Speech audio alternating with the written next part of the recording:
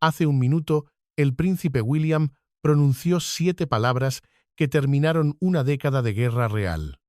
El acuerdo matrimonial es definitivo. Pero lo que no dijo es lo que se esconde en la página 14, cláusula 7, una bomba de tiempo legal que le dio a Meghan Markle el control total de la historia de Harry y cómo el príncipe Andrés la ayudó a construirla. Sucedió como lo hacen todos los desastres reales, silenciosamente detrás de puertas cerradas.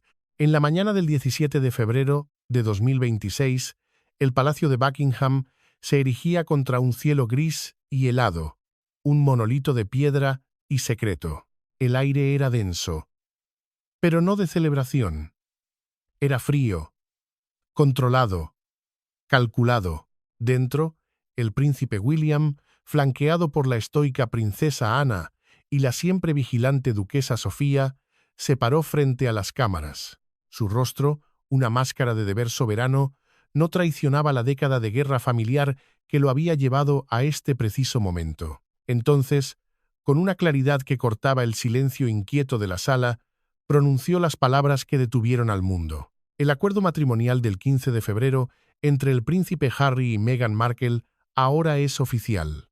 Hizo una pausa calculada que permitió que el peso de la declaración se asentara en la conciencia global. Y con eso, hay consecuencias irreversibles. La corona ha actuado de acuerdo con su antiguo deber de proteger, defender y servir a su futuro. El acuerdo refleja este principio, y luego, la sentencia final, pronunciada con una finalidad de acero que no dejaba lugar a dudas ni a apelaciones. Es definitivo. 7 palabras. En esas 7 palabras, una década de agitación real, de exilio amargo, de guerra mediática, de maquinaciones legales y de un desamor que fracturó a una familia y a una nación, se comprimió en una sola frase soberana. El matrimonio más escudriñado de la historia real moderna había terminado, pero la pregunta que zumbaba en el silencio que siguió no era sobre el final, sino sobre el principio de lo que vendría después. El anuncio público era simplemente la punta de un iceberg legal, frío y mortal. ¿Qué se escondía dentro de esas 94 páginas de texto legal, un documento tan complejo que no se había visto uno igual desde la abdicación de un rey? ¿Y qué había revelado finalmente Harry sobre lo que Meghan y el paria de la familia, el príncipe Andrés, habían estado haciendo silenciosamente a sus espaldas? Quédense con nosotros, porque lo que estamos a punto de desvelar no es solo un divorcio, es un terremoto constitucional que ha reescrito las reglas de la monarquía británica para siempre. Esto no fue una separación, fue una purga ejecutada con la precisión clínica de una institución que lucha por su propia supervivencia. La corona tiene secretos, y este, el más oscuro de todos, estaba a punto de salir a la luz para entender por qué el decreto del 17 de febrero fue tan absoluto, tan final. Debemos retroceder en el tiempo. Debemos viajar a las primeras horas del 3 de febrero de 2026, a un lugar donde la historia se escribe en piedra y susurros. El castillo de Windsor.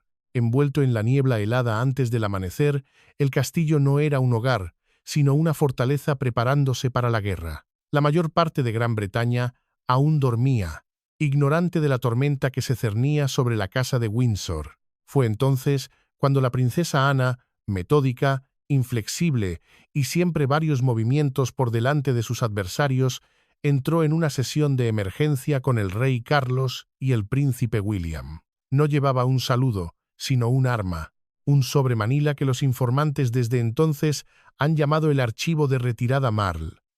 No era un informe, era una acusación, sellado con 3 palabras que enviaron ondas de choque a través de la sala y congelaron el aire. Incumplimiento de custodia inmediato. El archivo no era vago, era quirúrgico. Detallaba con una precisión clínica cómo Meghan Markle, operando desde su santuario en California, había retirado a Archie, de 7 años, y a Lilibet, de 5, de sus escuelas sin previo aviso a los oficiales de bienestar infantil real. Había bloqueado citas médicas programadas, cortado los canales de comunicación con el equipo de protección de la familia y, lo más condenatorio de todo, había autorizado la disolución completa de un fideicomiso educativo de 6,3 millones de libras, un fideicomiso establecido en el Reino Unido específicamente para asegurar el futuro británico de los niños. Pero la princesa Ana, con la fría certeza que la caracteriza, lo dejó muy claro. Esto no era negligencia. Lo que el dossier describía era lo que ella denominó un patrón estructurado de desvinculación, deliberado, calculado y en escalada. Era un acto de borrado, un intento de extirpar a los niños no solo de la familia, sino de su propia identidad, de su propia sangre. La pregunta que debes hacerte ahora mismo es esta. Si estos fueran solo dos padres privados, navegando una separación difícil, ¿por qué existiría un documento de esta magnitud? La respuesta, como siempre, se encuentra en la línea de sangre. Esto no se trataba de dos padres privados, se trataba de la sucesión, se trataba de un ataque a la historia misma. La única mujer a la que la corona pasó su vida tratando de dejar atrás acababa de regresar, no en los titulares, sino en sangre. El fantasma de Diana exigía que la institución protegiera a sus nietos de una manera en que no pudieron protegerla a ella. La verdad estaba escrita en sangre, y esa sangre estaba siendo borrada sistemáticamente de los anales de la historia. La corona no iba a permitirlo. La revelación contenida en el dossier de la princesa Ana no fue una advertencia, fue el primer movimiento en una purga simbólica que se estaba gestando en la oscuridad. El pasado había regresado como una orden, no como un recuerdo. A las 24 horas de la reunión en Windsor, el 4 de febrero, la duquesa Sofía, el arma secreta de la monarquía, fue autorizada para activar el protocolo de tutela de emergencia real. Piensen en esto, un mecanismo legal que había permanecido inactivo durante décadas, un poder de emergencia extraído de los anales más oscuros de la historia de la corona, utilizado por última vez durante la inestabilidad de la sucesión de la posguerra en la década de 1950. Dejemos que eso se asimile. La última vez que Gran Bretaña necesitó esta cláusula, el país todavía se estaba reconstruyendo de las cenizas de la Segunda Guerra Mundial. El mensaje era inconfundible. Una señal silenciosa pero inconfundible para aquellos que sabían leer los códigos del poder. La corona consideraba las acciones de Meghan no como una indiscreción, sino como una amenaza existencial a la par de una crisis nacional que podría trastocar toda la línea de sangre real. Luego, el 5 de febrero, llegó el movimiento más decisivo, el golpe de gracia legal ejecutado por el futuro rey. El príncipe William, actuando no como un hermano sino como el guardián de la institución, invocó el apéndice 4 del Acta de Estabilización de la Sucesión Real. Esta no era una ley moderna, era una cláusula que se remontaba a la crisis de abdicación de Eduardo VIII, el último gran trauma constitucional de la monarquía. Este antiguo poder, enterrado en el Protocolo Windsor, otorgaba a la corona el control total de la custodia de los menores de ascendencia real frente a lo que el documento describía como una amenaza existencial o borrado de identidad. De repente, la narrativa que Meghan había controlado durante tanto tiempo se hizo añicos. Ya no se trataba de una disputa familiar aireada en los medios, esto era una violación del protocolo de la corona en su nivel más fundamental, un pecado contra la propia historia. Dos niños, descendientes directos de la línea Windsor, se encontraban en el centro de una operación para asegurar su futuro, un futuro que, según el palacio, estaba siendo sistemáticamente desmantelado. El fantasma de Diana, la mujer que luchó desesperadamente para proteger la autonomía de sus hijos, se cernía sobre cada decisión. La institución, atormentada por su fracaso pasado, no iba a fallarle a sus nietos de la misma manera. Esta vez, la protección no vendría en forma de consuelo, sino en forma de un decreto de hierro, mientras la maquinaria legal más antigua de la corona británica se ponía en marcha con una velocidad aterradora. Una pregunta resonaba desde los pasillos del poder en Windsor hasta los despachos de Westminster. ¿Dónde estaba Meghan Markle? La respuesta era tan simple como condenatoria. En ninguna parte. No estuvo presente en ninguna de las audiencias. Su equipo legal, antes tan combativo, no presentó nada. Ella misma no dijo nada públicamente. Su silencio era un muro, una pared de indiferencia calculada que resonaba más fuerte que cualquier grito de protesta. Los ayudantes de palacio, hablando bajo condición de anonimato, estaban unificados en su evaluación. Su silencio hablaba más fuerte que cualquier oposición. Pero, ¿era miedo o era arrogancia? Fuentes cercanas al círculo de Montecito susurraban que Meghan, atrincherada en su jaula dorada de celebridad californiana, creía que la corona estaba blufeando, que nunca se atreverían a ejecutar una acción tan drástica, tan final, contra la esposa de un hijo de Inglaterra y sus hijos nacidos en Estados Unidos. Subestimó fatalmente una verdad fundamental, una verdad escrita en la piedra misma del Palacio de Buckingham. La monarquía no es solo una familia, es una institución. Y las instituciones, por encima de todo, tienen un único imperativo: la autoconservación. Su silencio no fue interpretado como inocencia, sino como desprecio. Fue la última gota, la ofensa final, en una larga historia de lo que el Consejo Silencioso de la Familia Real consideraba una falta de respeto fundamental por el peso de la historia y el deber.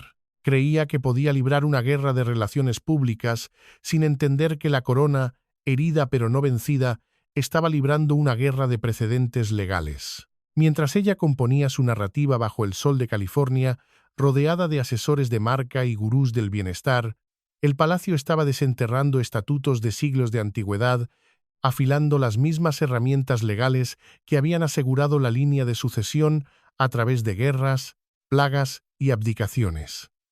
El cuento de hadas era una mentira, y el palacio por fin iba a demostrarlo. Su silencio no era una fortaleza, era el vacío que precedía a su caída. La corona no necesitaba que ella hablara. Sus acciones ya habían firmado su sentencia. El acuerdo del 15 de febrero, firmado bajo la atenta mirada de los abogados de la corona en la Corte Real de la Cancillería, no se parecía a nada que la monarquía hubiera producido en la memoria viva. No era un acuerdo de divorcio, era un tratado de rendición, 94 páginas de hielo legal diseñadas para congelar el pasado y controlar el futuro. Redactado por una coalición de emergencia de los más altos asesores legales de la corona, representantes del Consejo Privado y expertos externos en derecho de familia convocados en el más absoluto secreto, el documento abarcaba 6 anexos devastadores. Era una construcción legal rara, conocida internamente por el círculo de confianza como un escrito de doble marco, que fusionaba el derecho civil doméstico con las protecciones fiduciarias de la corona. La última vez que se invocó un instrumento de tal poder fue en el acuerdo de abdicación de Eduardo VIII, el rey que casi destruye la monarquía por amor. La historia, al parecer, se repetía, pero esta vez la institución no iba a ceder. Las 6 categorías cubiertas eran arrolladoras, cada una puntada en el sudario de la vida real de los Sussex.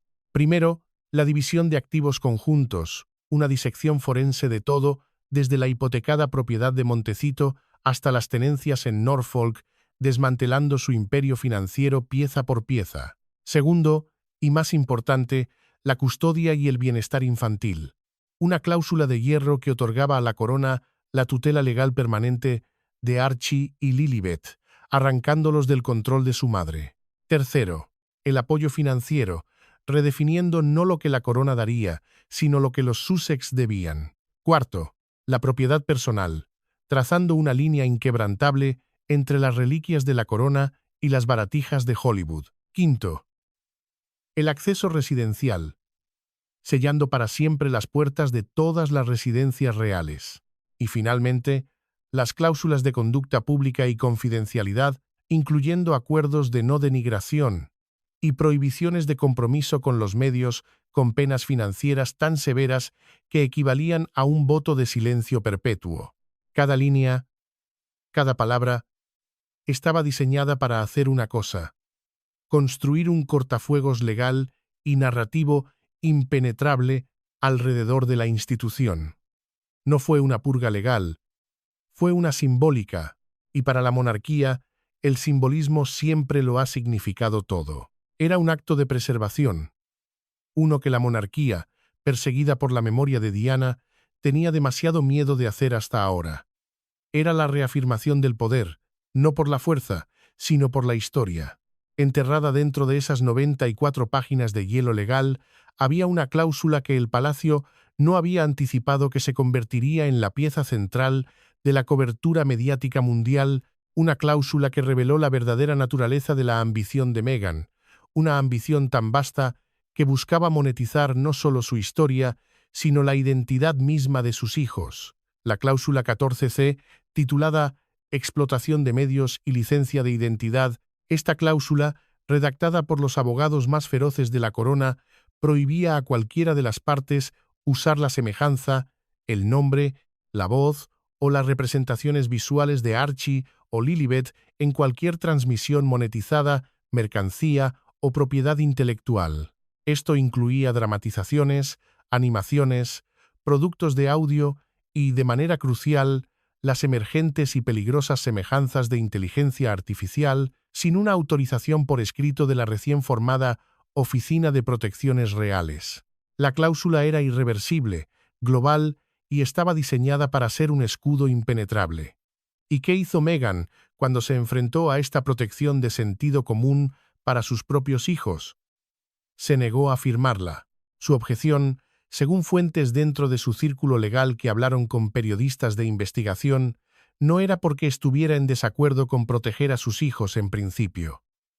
Su objeción era comercial. Ya estaba planeando usar la imagen de Lilibet. Se confirmó que había insistido en retener los futuros derechos de integración de marca, particularmente para Lilibet, cuya imagen ya había sido modelada en un arte conceptual para una serie de libros infantiles propuesta, un proyecto absurdamente titulado Lily y el Faro.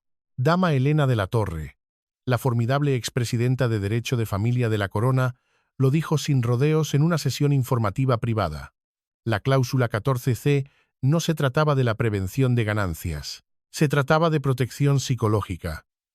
La monarquía, más que nadie, conoce el trauma que sobreviene cuando la infancia de un niño se convierte en propiedad intelectual. Y ahí está la verdadera pregunta, la que resuena en los pasillos de Clarence House y Kensington. ¿En qué momento la ambición personal de una madre se convierte en una amenaza directa para el bienestar de sus propios hijos? Para el príncipe William, ver esto fue como ver el fantasma de su madre siendo perseguido de nuevo, no por los paparazzi, sino por la ambición de la mujer que su hermano amaba. Fue un insulto a la memoria de la mujer que no pudieron proteger, porque esa es precisamente la pregunta que la corona, finalmente, concluyó que tenía que responder. Y lo hizo, con la fuerza de un decreto soberano. Ahora llegamos a la revelación que sacudió los cimientos del mundo legal en la noche del 15 de febrero de 2026. Mientras el reloj marcaba la medianoche en Londres, una onda de incredulidad se extendió a través de los círculos legales y reales de Gran Bretaña. La frase página 14, cláusula 7, comenzó a ser tendencia mundial en cuestión de horas. Críptica para el público al principio, pero pronto reconocida por los conocedores como la bomba de tiempo legal más devastadora en la historia real moderna. Desvelada en fragmentos durante una investigación confidencial dirigida por la oficina del Lord Canciller, la cláusula 7 era parte de un acuerdo prenupcial sellado, redactado en 2018 bajo el asesoramiento de una firma legal estadounidense, Turner Myers LLP. Lo que la hacía tan explosiva era su alcance.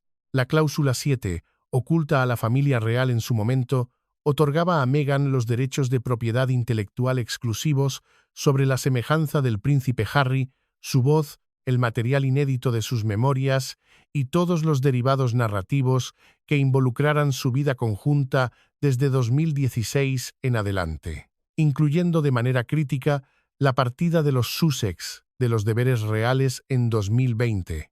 Efectivamente, con la firma de un bolígrafo, Harry había entregado el control de su pasado, su presente y su futuro a cambio de la unidad matrimonial.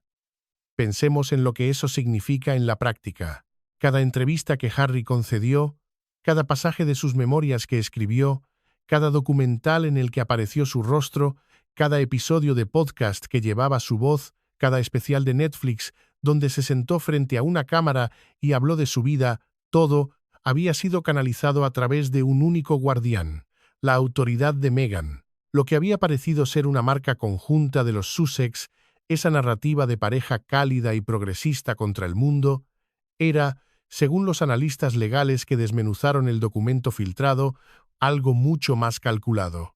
Era una curación unilateral del legado de Harry, filtrado, editado y licenciado enteramente a través de la maquinaria comercial de Meghan. Lady Louise Windsor, quien corredactó el resumen de investigación interna para el Consejo Privado, entregó la línea más escalofriante en su testimonio privado. Nadie, dijo con una gravedad helada, ni el entonces príncipe Carlos, ni su difunta majestad, fue informado de la cláusula 7 durante los procedimientos de la boda. De haberlo sabido, es poco probable que ningún reconocimiento ceremonial de la unión de los Sussex hubiera procedido como lo hizo.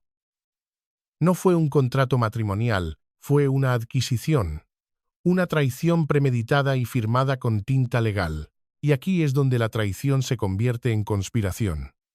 El escándalo de la cláusula 7 tenía otra capa, una más oscura, más corrosiva, que involucraba al paria de la familia, al exiliado de Windsor. Aquí es donde el príncipe Andrés entra en escena. Fuentes cercanas a la investigación del Lord Canciller ahora han confirmado lo que antes eran solo susurros en los pasillos traseros del poder. Hubo comunicaciones secretas. Un canal clandestino entre el equipo legal de Meghan en California y asociados conectados directamente con el príncipe Andrés en su exilio en Royal Lodge. Las comunicaciones, según los extractos filtrados, se centraron en el uso estratégico de la cláusula 7 para limitar la capacidad de la corona de reclamar la narrativa de Harry. Andrés, despojado de sus títulos, desesperado por cualquier pizca de relevancia, supuestamente proporcionó inteligencia informal sobre las vulnerabilidades legales de la monarquía, el conocimiento de un iniciado convertido en traidor. ¿A cambio de qué?, se preguntarán. ¿Qué podría ofrecer Meghan a un hombre que lo había perdido todo? Lo que los informantes describen como oportunidades implícitas de rehabilitación futura, la promesa tácita de una narrativa, una en la que Andrés podría eventualmente ser reformulado no como un depredador, sino como una figura incomprendida, una víctima de la crueldad institucional muy parecida a ella, una rehabilitación por asociación, un pacto de los exiliados. El Palacio, hasta el día de hoy, no ha confirmado oficialmente estas comunicaciones, pero la investigación tampoco ha concluido. Una amenaza latente que pende sobre la cabeza de Andrés.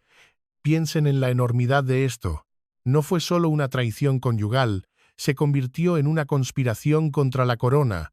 Un miembro deshonrado de la familia real, el propio hermano del rey, ayudando a un forastero a armar legalmente la historia de su sobrino contra la propia institución que le dio vida. Era una alianza impensable, una unión profana forjada en la desesperación y la ambición, y representaba el punto más bajo en la ya sórdida saga de los Sussex. La corona no solo estaba luchando contra una nuera rebelde, estaba luchando contra un cáncer que había hecho metástasis en su propio cuerpo. La traición ahora venía tanto de dentro como de fuera, y la respuesta tenía que ser igualmente despiadada. Cuando los documentos desvelados finalmente llegaron al círculo de confianza de la monarquía, el impacto no fue de ira explosiva, sino de un frío y profundo reconocimiento de la traición.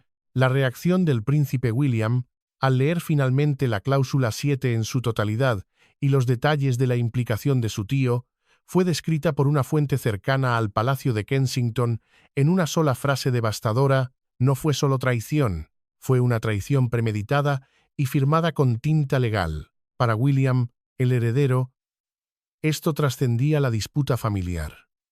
Era un ataque calculado y legalista al legado que él y Harry compartían. Un legado que, en la capilla de St. George, habían jurado proteger. La reina Camila, que durante mucho tiempo había mantenido un silencio estratégico sobre el tema de los Sussex, supuestamente respondió con solo una línea al escuchar el alcance de la cláusula a través del rey Carlos. Su juicio fue frío, clínico y brutalmente preciso. Ella quería su historia, no al hombre. Con esa frase capturó la esencia de una ambición que no buscaba afecto, sino legitimidad a través de la apropiación. Pero la reacción más visceral, la más aterradora en su quietud, provino de la princesa Ana. Al ser informada en una sesión privada de la revelación sobre la colusión de Andrés, los presentes la describen como quedándose completamente quieta, sus ojos fijos en un punto invisible en la distancia. Aquellos que la conocen, los que han servido a su lado durante décadas, entienden que su quietud es mucho más alarmante que su ira. Es el silencio que precede a la acción decisiva, la calma antes de la tormenta constitucional. En esa quietud se selló el destino no solo de Meghan, sino también de Andrés. La familia, o lo que quedaba de ella, se había unido.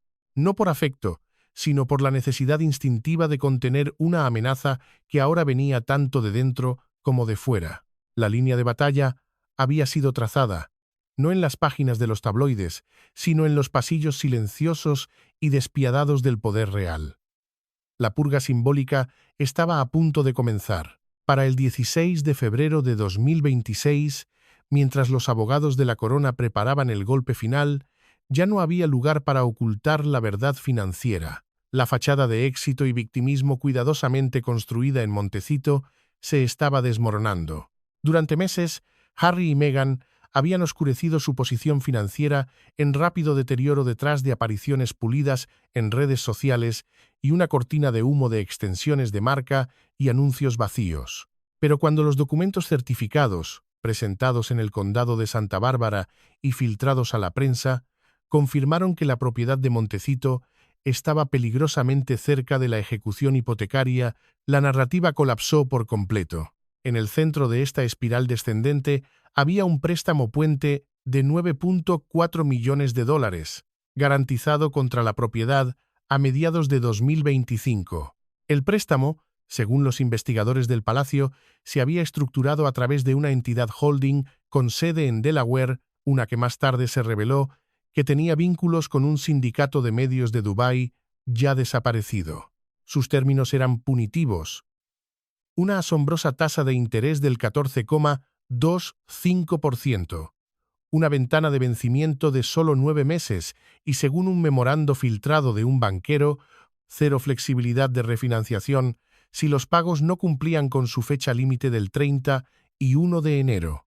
Incumplieron. Meghan, en un intento desesperado por salvar las apariencias, había intentado refinanciar discretamente, contactando a un prestamista boutique de Manhattan especializado en carteras de celebridades en apuros, pero los suscriptores marcaron las declaraciones auditadas de la Fundación Archewell, que mostraban inconsistencias preocupantes en las asignaciones de gastos, particularmente en torno a los honorarios de relaciones públicas y los reembolsos de seguridad reclamados como gastos de concienciación caritativa.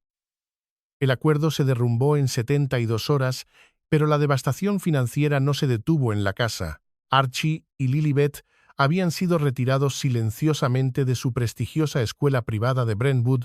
Un correo electrónico filtrado de un exproductor de Netflix confirmó que una propuesta de serie documental de seguimiento había sido archivada permanentemente debido a, y estas son las propias palabras de la cadena, retención de audiencia inadecuada y lastre reputacional.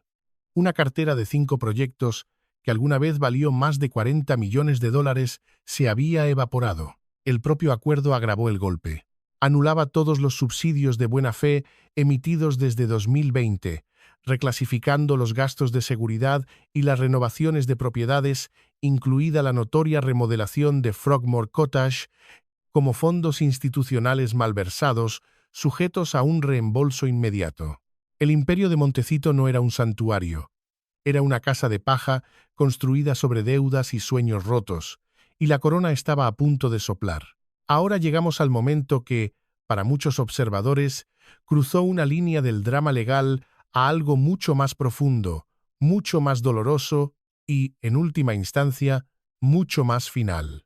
A medida que el dossier interno del palacio se filtraba a medios británicos selectos, en la tarde del 19 de febrero de 2026, un detalle se hizo imposible de ignorar, una revelación que trascendía el dinero y los títulos. Era sobre la sangre.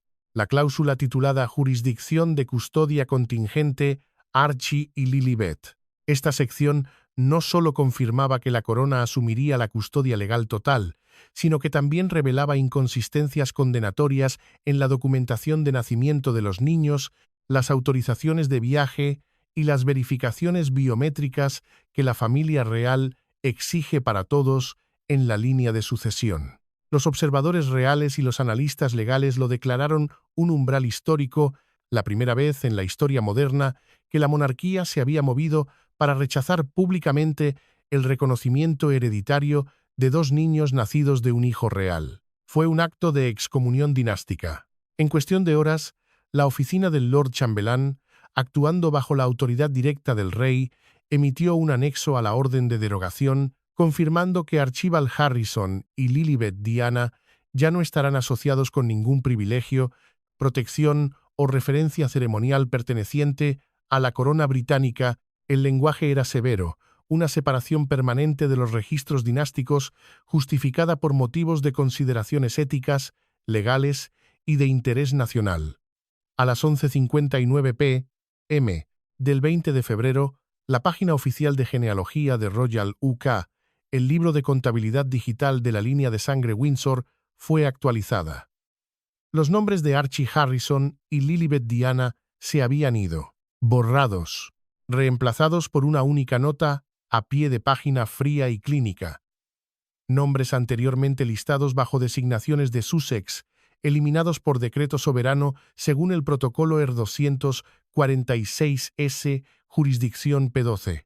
Para Meghan, esta fue la aniquilación total de la narrativa estratégica que había pasado años construyendo. El sueño de una dinastía Sussex americana, financiada por Hollywood, pero legitimada por Windsor, se había convertido en cenizas. Su video del 18 de febrero, una pieza de teatro performativo sobre el dolor del silencio, fue parodiado en cuestión de horas.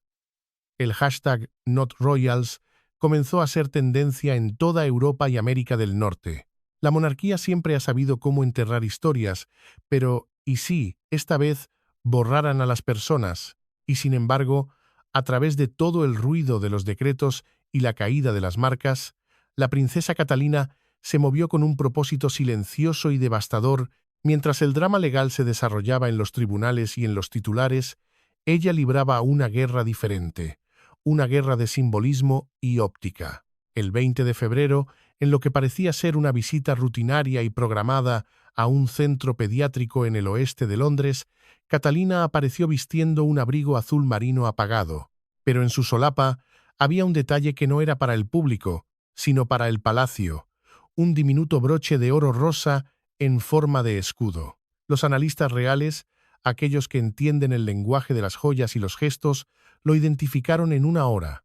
Era un diseño personalizado, encargado semanas antes, que conmemoraba el protocolo de protección Windsor XII, la misma cláusula invocada para revocar el estatus de los niños y colocarlos bajo la protección de la corona.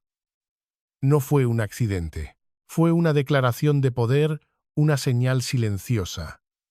Cuando un periodista le preguntó sobre el bienestar de los niños, la respuesta de Catalina fue medida, tranquila e inconfundible. Todo niño merece estabilidad, honestidad y cuidado, libre de explotación. Hizo una pausa, mirando directamente a la cámara. La corona está lista para proporcionar dicha protección donde sea necesario. En esa frase, Catalina no solo asumió el manto de protectora, reclamó el legado de Diana de una manera que Meghan nunca pudo. Diana había usado la amabilidad para resistir a una institución que la oprimía.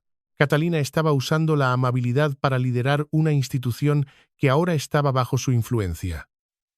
No estaba llorando en voz alta, estaba prometiendo en silencio, no solo estaba reescribiendo la monarquía, la estaba reemplazando, lenta, silenciosamente y sin pedir permiso.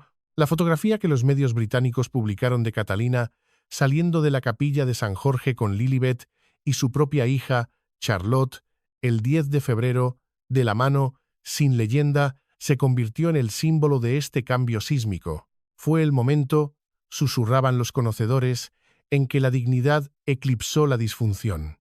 La nueva reina del pueblo no había heredado su título por matrimonio, se lo había ganado en la batalla.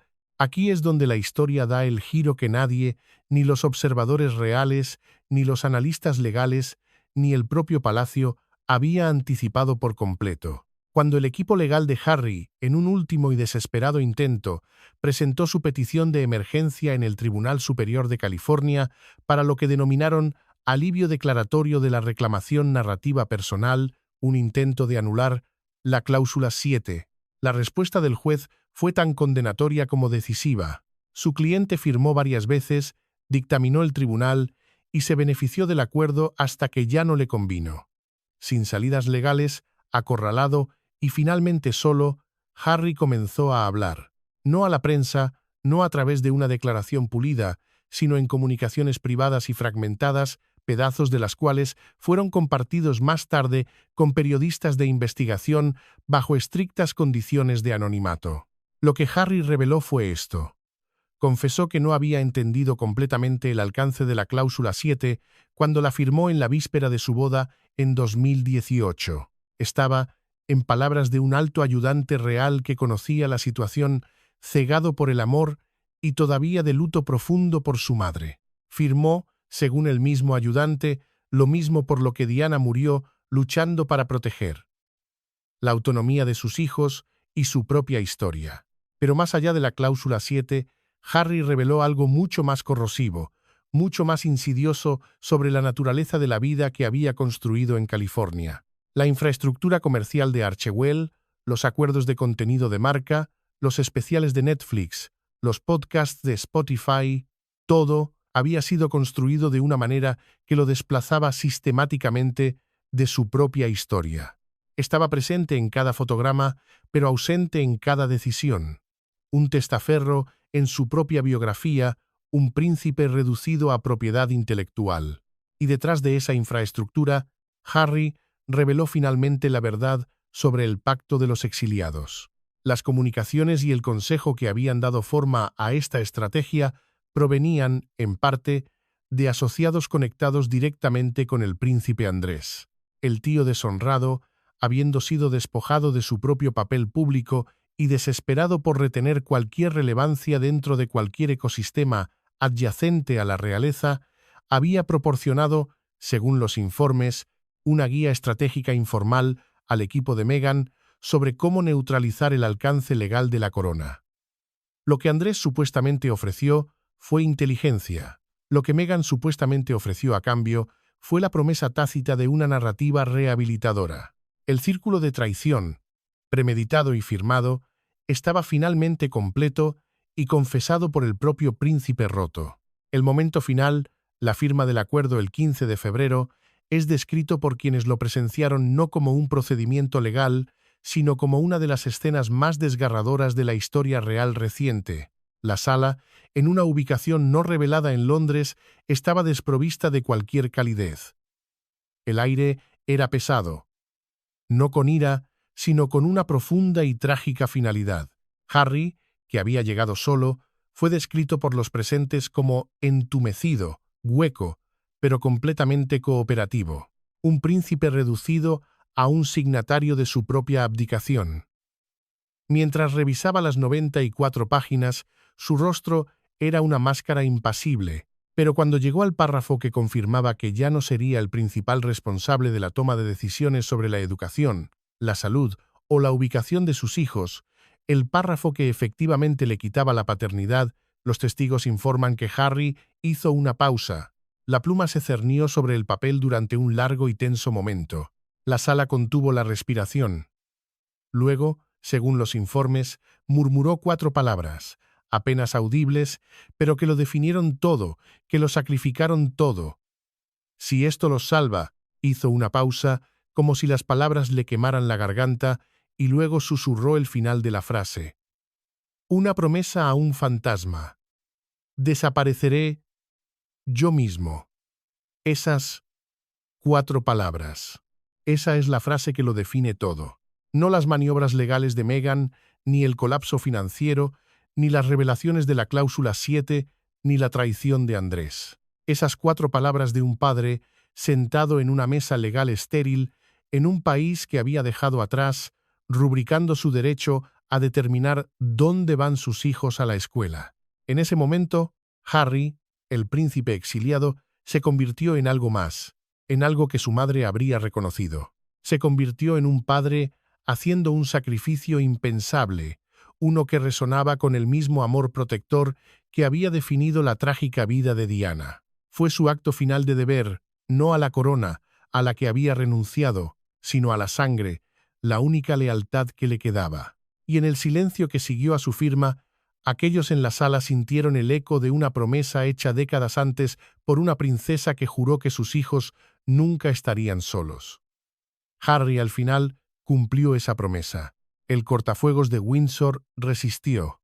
Esa es la frase que los historiadores reales escribirán sobre febrero de 2026.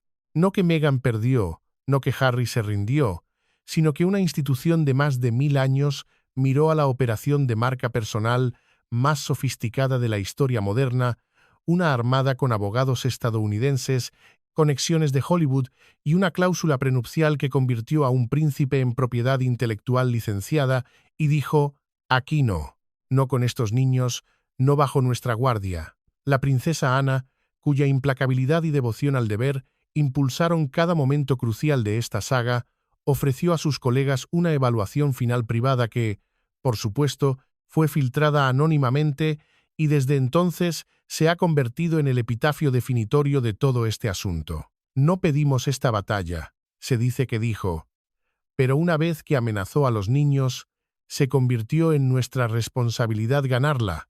La monarquía, maltratada pero intacta, ha cerrado un capítulo que extendió el significado del deber a sus límites constitucionales y emocionales».